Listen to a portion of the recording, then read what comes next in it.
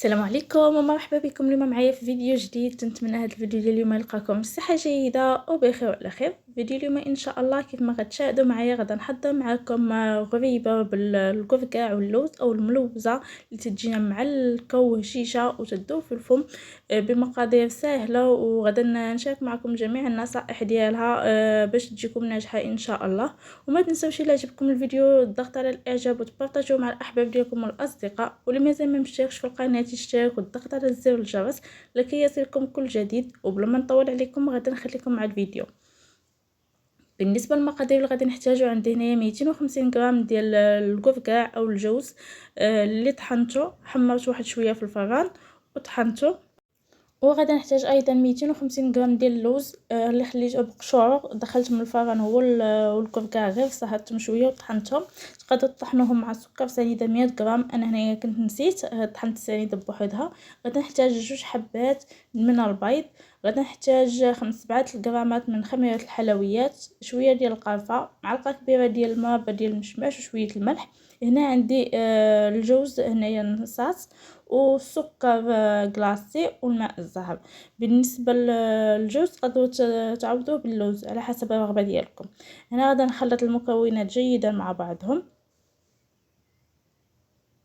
خلطت هنايا اللوز مع الكركاع والسكر، ضفت لهم شويه ديال الملحه ونص معلقه صغيره ديال القرفه و7 غرامات من خميره الحلويات. هنا ضفت معلقه كبيره من مربى ديال المشماش. وهنا غادي نبدا نضيف البيض. بالنسبه للبيض ما غاديش نضيفوهم بجوج دفعه واحده، غادي نبداو نضيفو غير بشويه بشويه حيت يقدر الخليط يتجمع لينا غير ببيضه او بيضه ونصف او جوج على حسب البيض الحجم ديالو واش كبير ولا صغير. انا هنا هاد الكميه هذه استعملت ليها بيضه ونصف. تنبدا نخلط غير بشويه بشويه وتنجمعها هكا بالاصابع ديالنا كيف ما تتشاهدوا.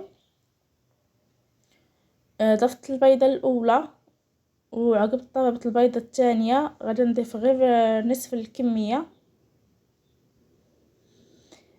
بالنسبه للعجين خاصو يكون تيتجمع معنا، وما نحاولوش نضيفوا البيض بزاف، الا ضفناه حنا يقدر يجري علينا الخليط. كيف ما شاهدتوا معايا هنا راني ضفت غير نصف بيضه. هنا غسلت ايدي باش نوريكم القوام ديالو. تنحصلوا عليه على هذا الشكل هذا، وهنا بقى لي نصف البيضه ما ضفتهاش كامله. غادا نجمع هاد الخليط جانبا وغادا نخليه شويه يرتاح، وغادا ندوز نحضر معكم سكر كلاصي سبيسيال. هنا غادا نضيف 250 غرام ديال السكر كلاصي. بالنسبه للاخوات اللي ما تتوفرش عندهم نقدروا نحطوه غير في البيت ديالنا. غادا نغربل هاد السكر كلاصي مزيان كيف ما غادي تشاهدوا معايا في الصوره، وغادا نضيف عليه نصف كاس ديال النشا او دقيق الذره حتى هو غادي نغربلوه.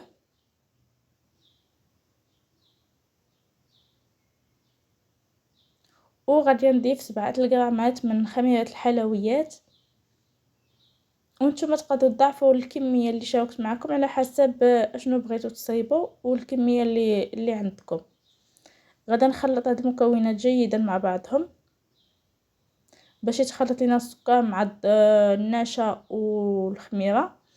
هنا غادي ندوز باش غادي نشكل الخليط او العجين. هنا تندير كل حبه فيها 20 غرام 18 على حسب الرغبه باش يجونا متساويين ويجونا صغار. بغيتو تجيكم الحبات كبار ديروا 25 غرام ما تفوتوهاش. غادا نشكلهم كاملين بالمساعده ديال الماء الزهر باش ما يلصقش لكم العجين في يديكم.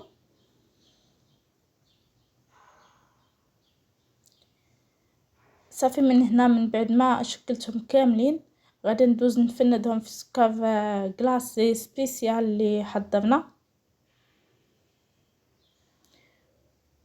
نحاولوا نفندهم مزيان ونحاولوا نبسطوهم ونعطيهم فورمه دائريه كيف ما تتشاهدوا. غادا نبقى مستمره بهذه الطريقه حتى غادي نسالي الكميه اللي عندي. بصراحه هاد الحلوى هادي راها ساهله وتتحضر في دقائق، ما تاخذش لكم وقت كتير، وتقدروا تضيفوا كميه قليله كيف ما صيبت انا. هنا غادي ناخذ نصف حبه من الكوفيكاع، وغادي نديرها هكا في الوسط. تقدروا تخليوها كيف ما هي، وتقدروا تعوضوا الكوفيكاع باللوز، تبقى اختياري على حسب الرغبه ديالكم وعلى حسب المتوفر. وتقدروا ايضا الا ما كانش متوفر عندكم الكوفيكاع، تقدروا تضيفوا غير باللوز حتى هي تجي زوينه. وواحد النصيحه نسيت ما قلتهاش لكم، الى العجين كان جاكم شويه جافي، تقدروا تضيفوا ملعقه ديال الدقيق باش يتجمع معاكم. هنا دخلت الحلوى طيب على درجه الحراره 180 درجه، شعلت ليها من الفوق حتى حسيت بها تفرقعات تقريبا واحد 5 دقائق. صافي وهبطناها لتحت واحد 5 دقائق. ما نخليوهاش بزاف، الا خليتوها غادي تقصح معكم وما غادي تجيكم معلكه ورطبه. هنايا راني 5 دقائق درتها الفوق و5 دقائق لتحت، يعني المده ديال الطهي ديالها 10 دقائق، ما تفوتوهاش.